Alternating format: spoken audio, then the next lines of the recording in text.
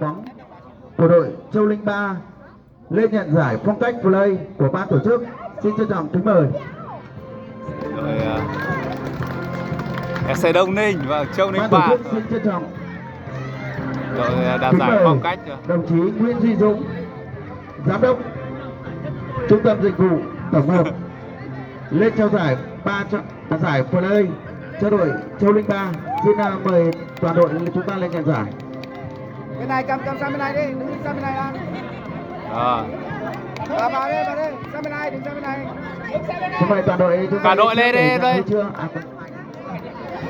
Nhận ra giải phân này. Sang bên này, anh Dung đứng sang bên này. Không.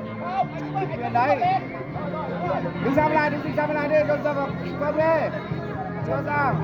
Rồi. Thế thì toàn thể chúng ta nổ một tràng pháo tay chúc mừng. Chúc mừng đội Đông Ninh nhá. Lần sau cố gắng nhá.